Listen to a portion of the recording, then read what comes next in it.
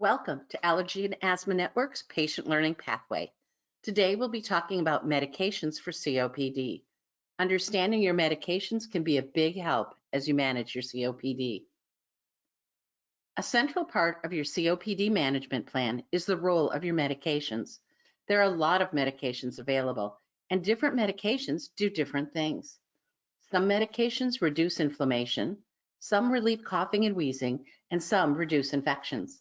Your medications should make all of your symptoms easier to live with. As I said, there are a lot of medications.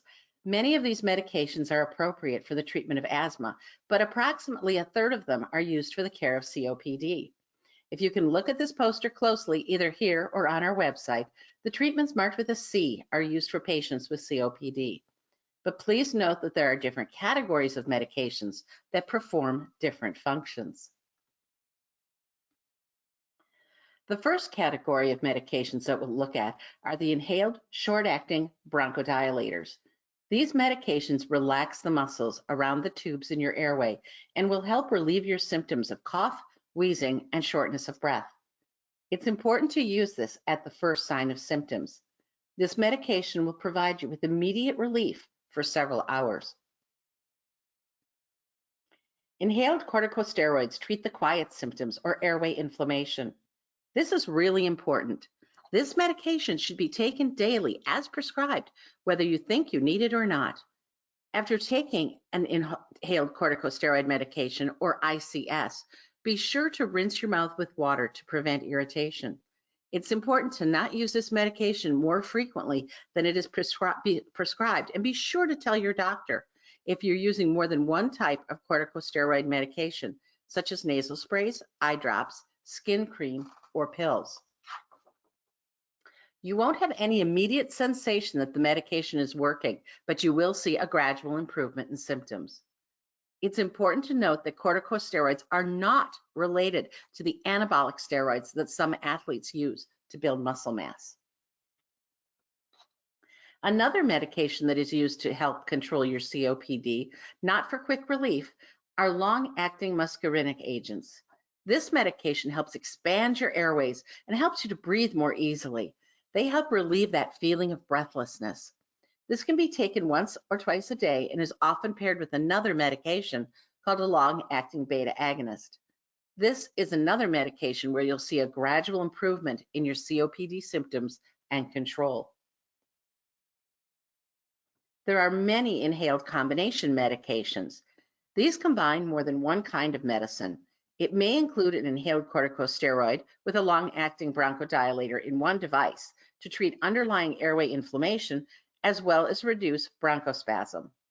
Or a long-acting muscarinic agonist may be used. Again, these do not relieve sudden onset COPD symptoms, but help you control your symptoms. Now we're going to look at oral corticosteroids. This medication reduces the amount of mucus in your airway and is usually prescribed to treat a COPD flare and prevent your symptoms from getting worse. Oral corticosteroids may interact with other drugs that you're taking. Be sure you discuss all the medications you're taking with your doctor. There are quite a few side effects with oral corticosteroids and can include cataracts, which is a clouding of the lens of the eye, weight gain, high blood sugar. This medication can trigger or worsen diabetes. When taking this, you are at increased risk of infection, thinning bones, and fractures, thin skin, bruising, and slower wound healing than usual. Oral corticosteroids are also well known for mood swings, depression, or aggressive behavior. PDE4 inhibitors are approved for use in COPD as well as chronic bronchitis. This will relax your airways and reduce any swelling in those airways. Some people with COPD often take antibiotics. Since infections can worsen the symptoms of COPD, it's important to treat an infection right away. People with COPD can be prone to acute bronchitis or pneumonia, and an antibiotic will help recover from the infection and make it easier to breathe. It's very important that you learn how to take your medications correctly. Did you know that 70% of people don't use their inhalers correctly? If you are given an inhaler, ask for a demonstration on how to use it. They are a little tricky. There are videos on our website at allergyasthmanetwork.org that can show you how to use most inhalers and medications. When your doctor is giving you instructions about medications, write the instructions down if needed. If you have questions after leaving the office, your pharmacist is a great source for answers and help. Our key messages for today include medications are a key part of COPD treatment. Different medications do different things.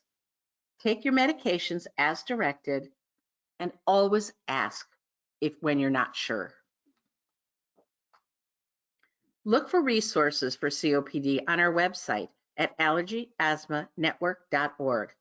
We have our Understanding Overlap Conditions Guide. This magazine has information on COPD.